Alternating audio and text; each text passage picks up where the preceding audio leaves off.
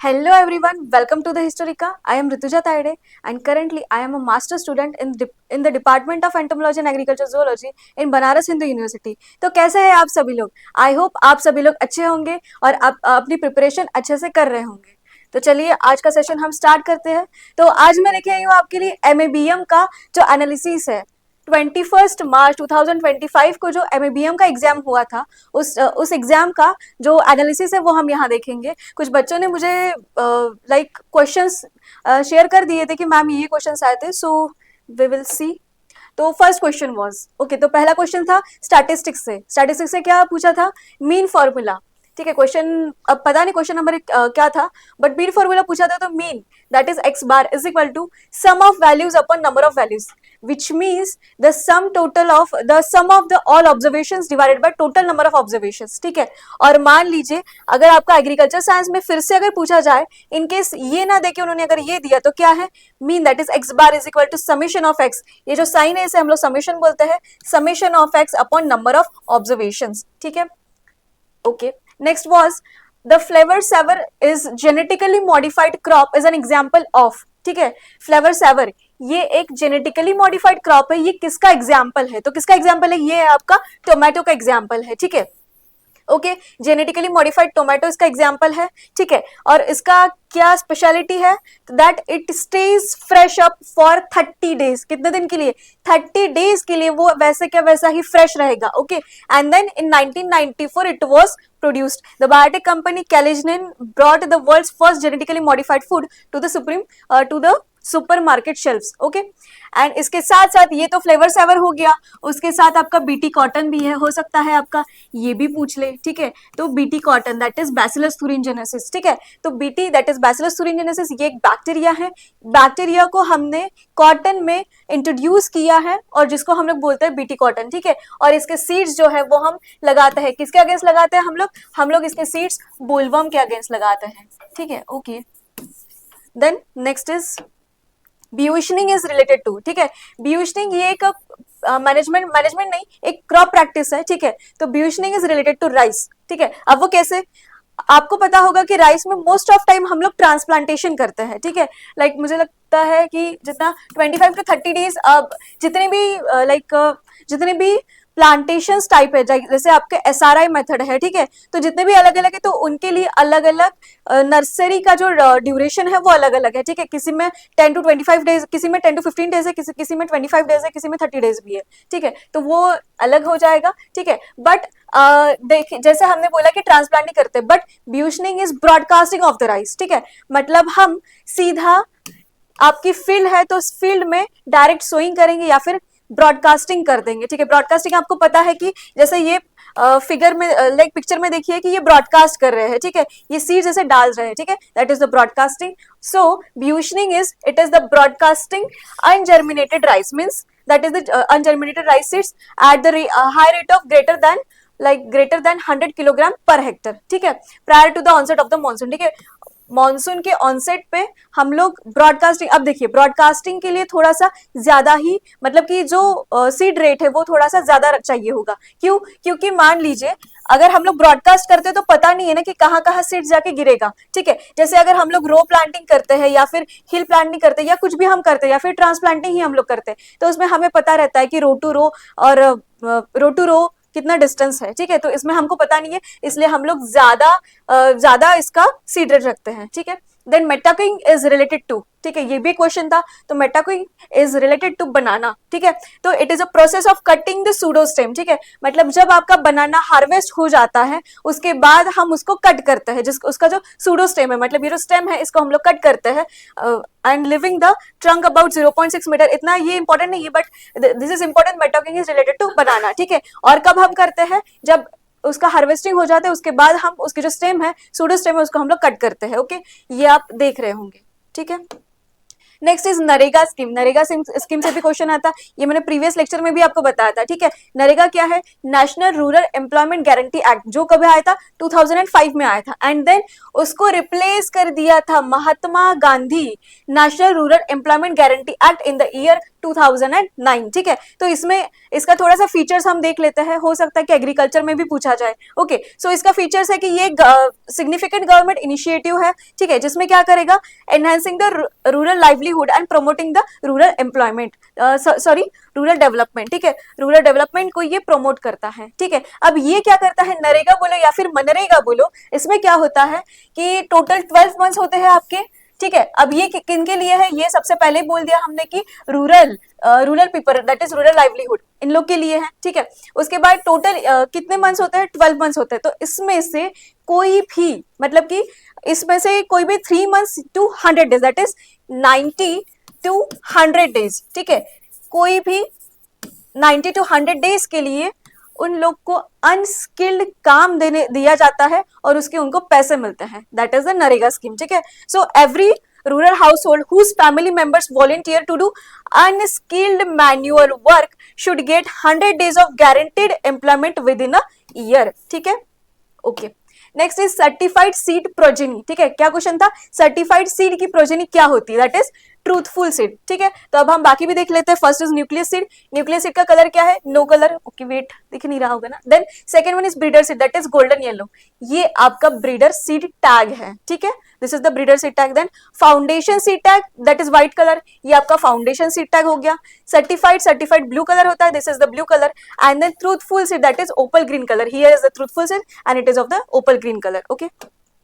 Next is adopter categories, ये भी मैंने आपको एक्सटेंशन के लेक्चर में पहले ही बताया था, ठीक है। तो इसमें क्या क्या है, इनोवेटर्स है, early adopters, early majority, late majority and laggards. इसमें से early adopters and late majority, इन दोनों का कितना परसेंट है, 34% है। देन इनोवेटर्स कितने हैं, लाइक कोई भी हमको कोई भी न्यू लाइक जैसे कि अभी आईफोन आया था, ठीक है, तो स्टार्टिंग में बहुत कम लोगों के पास आईफोन था, ठीक है, दैट इज द इनोवेटर, ठीक है। तो जिनके पास they are the innovator, that is 2.5% only. Then early adopters, उसके बाद जाके जो अडॉप्ट करते हैं उनको हम बोलते हैं अर्ली अडॉप्टर्स, कितना है 34%। Then next is early majority, उनके बाद जाके कितने हैं 13.5%। Then late majority, they are 34%। And lastly the laggards which are 16%, okay, these are the adapter categories. Then next is the types of chromosome, ये भी मैंने प्रीवियस लेक्चर में आपको एक्सप्लेन किया था, फिर से हम लोग एक बार देखते हैं, ठीक है। तो इसमें टाइप्स ऑफ क्रोमोसोम क्या है, मेटासेंट्रिक, सब मेटासेंट्रिक, एक्रोसेंट्रिक है, टीलोसेंट्रिक, एंड इसके शेप क्या है, V, L, J and I, okay. Then the centromere, okay, the arms are almost, this is V shape and this is L shape, ठीक है, ये J shape है and this is linear, that is L shape, okay. So for your like for the sake of significance, like आपको याद रहे इसलिए types of chromosome, that is metacentric, submetacentric, acrocentric and telocentric, ठीक है।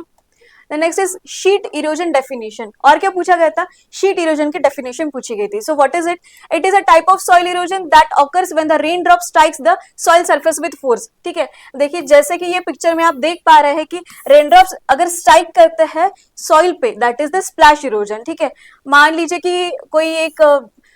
लीजिए कि monsoon चल रहा है, कोई बाइक आई है, ठीक है, और वो बाइक ऐसे करके, लाइक बाइक ऐसे जा रही है पानी में से, ठीक है, तो वो जो आता है आपके ऊपर जो पानी, उसको स्प्लैश इरोजन बोलते हैं, ठीक है। Then sheet erosion, this is very very very important, it is very dangerous to the farmers. क्यों, क्योंकि शीट इरोजन, उसका नाम ही है शीट, इसका मतलब है कि ऊपर की जो शीट है वो पूरी चली जाती है विद द इरोजन, ठीक है। Sheet erosion is a type of soil erosion where a thin uniform layer of the soil is removed, और जो कि हमें क्रॉप प्रोडक्शन के लिए चाहिए, वही जो थीन लेयर है वो चली जाती है with the erosion, that is why it is very harmful, it is very dangerous to the farmers, okay.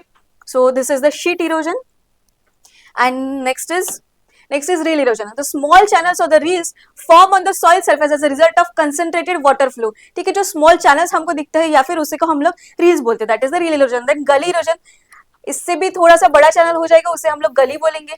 Larger channels और gullies are form when water erodes deeper into the ground and often due to prolong और heavy rainfall, बहुत ज्यादा rainfall है तो तब होता है आपका गली इरोजन, ठीक है। तो इसमें देखिए this is the splash erosion थोड़ा बहुत, देन शीट इरोजन, फिर रील इरोजन थोड़ा थोड़ा ही आपको दिखेगा, एंड गली इरोजन में आपको बहुत ज्यादा दिखेगा, ठीक है।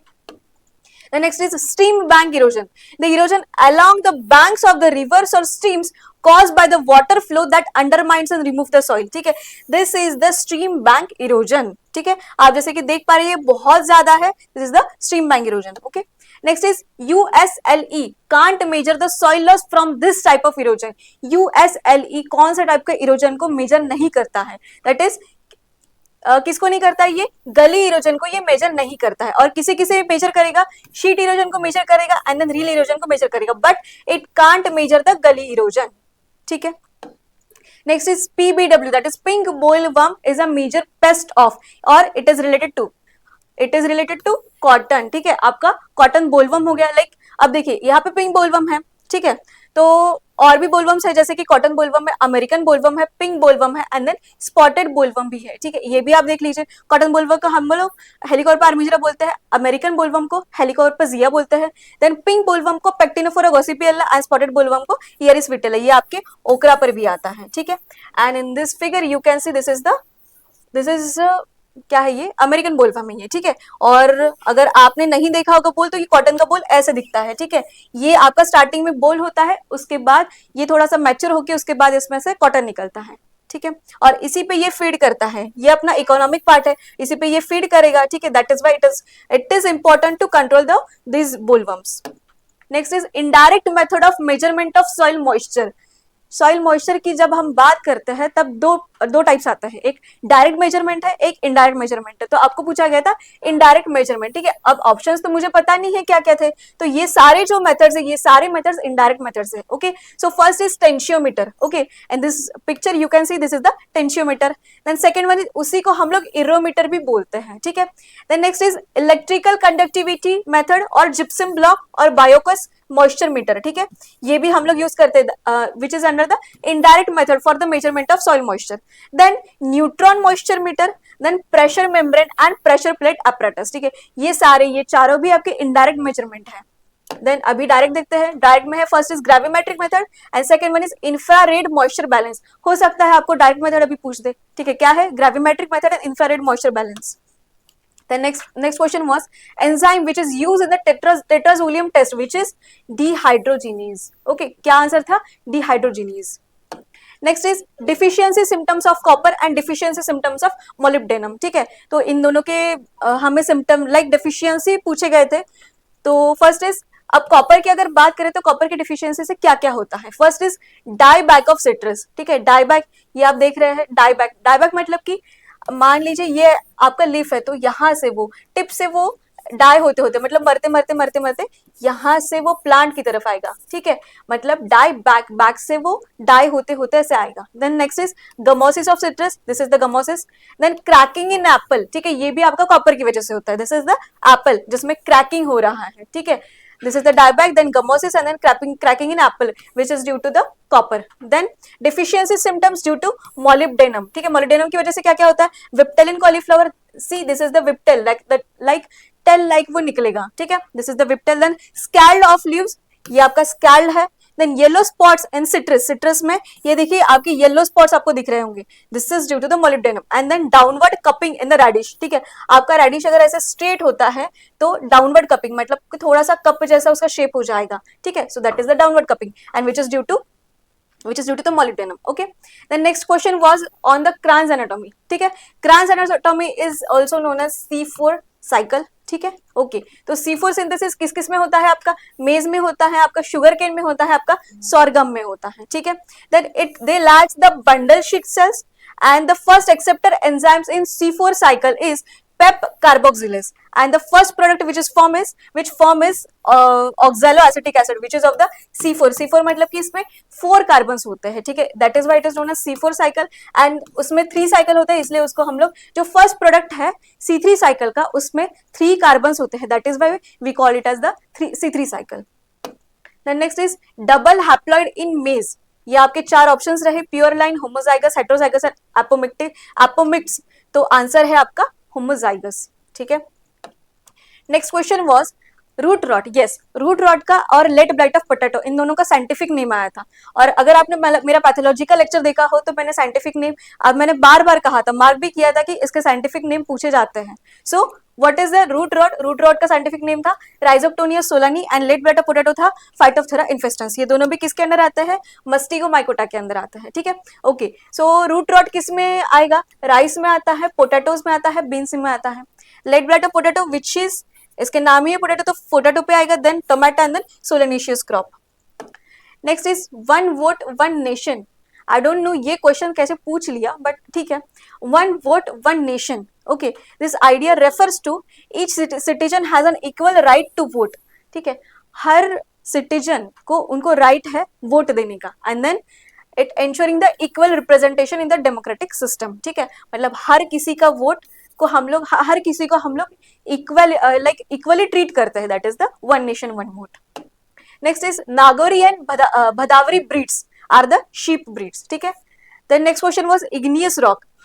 इग्नियस रॉक में क्या है? बेसॉल्ट रॉक है। ठीक है, इग्नियस रॉक क्या था? बेसॉल्ट रॉक है। Basalt is an igneous rock that forms the rapid cooling of the lava at the lava at the earth surface. Then bipyridal herbicides, which are they are the paraquat and dicots, and they are the contact herbicides. ठीक है, next is term था और description था। ठीक है, ये economics का question है। So first is dumping, then anti dumping, amber box और ब्लू बॉक्स। ठीक है, तो ये चार थे और इसमें मैच द पेयर्स था, आई थिंक सो। ठीक है, तो फर्स्ट इज डंपिंग।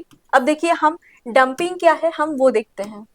ठीक है, डंपिंग मतलब ऐसा है कि selling goods at below cost in the foreign market to eliminate the competition. ठीक है, for example, just wait, for example जैसे कि चाइना है, चाइना क्या करेगा, अपनी जो भी कोई प्रोडक्ट है, ठीक है, जो भी जितने भी प्रोडक्ट है मतलब कि उनको बेचने हैं, वो इंडिया में सेल करेगा। ठीक है, वो इंडिया में एक्सपोर्ट करेगा। ओके, बट कैसे एक्सपोर्ट करेगा? बहुत चीप, मतलब कि बहुत लो प्राइसेस पे। क्यों? क्योंकि उसको कंपटीशन में रहना ही नहीं है। ठीक है, मान लीजिए कोई प्रोडक्ट है 50 रुपीज का, जो बाकी कंट्रीज इंडिया को दे रहे हैं 50 रुपीज में, और वही चाइना उनको हम लोगों को दे रहा है ₹20 में, तो ऑब्वियसली हम चाइना से ही वो प्रोडक्ट ले लेंगे। ठीक है, so this is the dumping. ठीक है, मतलब क्या है कि जितना भी कॉस्ट प्राइस है, कॉस्ट प्राइस से बहुत कम इतना रेट रखना है ताकि कंपटीशन नहीं रहे। ठीक है, डंपिंग मतलब, इन शॉर्ट डंपिंग मतलब कि फेंकना होता है। ठीक है, तो चाइना हमारे इंडिया में जो प्रोडक्ट्स है वो फेंक रहा है, that is the dumping. Then anti dumping. ठीक है, तो डंपिंग को प्रिवेंट करने के लिए जो टर्म यूज की जाती है that is the anti dumping. Then amber box. ठीक है, अब amber box and blue box, अब देखिए इसमें दो है। WTO that is world trade organization classified for the subsidies that are trade distorting. ठीक है, ट्रेड डिस्टॉर्टिंग क्या होता है? ट्रेड मतलब कि एक्सचेंज ऑफ कमोडिटीज हम बोल सकते हैं। ठीक है, तो उसको डिस्टॉर्ट करता है। अब इसका एग्जांपल क्या है? एग्जांपल से हम समझते हैं। ठीक है, इसमें क्या है? Agricultural subsidies. ठीक है, आपको पता होगा गवर्नमेंट हमें सब्सिडी देती है, लाइक ड्रिप इरिगेशन, मतलब कि कौन से कोई भी आपको इरिगेशन चाहिए हो, ठीक है, कोई भी आपको जो बड़े बड़े इक्विपमेंट्स है वो अगर आपको लेना हो तो फार्मर उसमें आपको सब्सिडी देता है।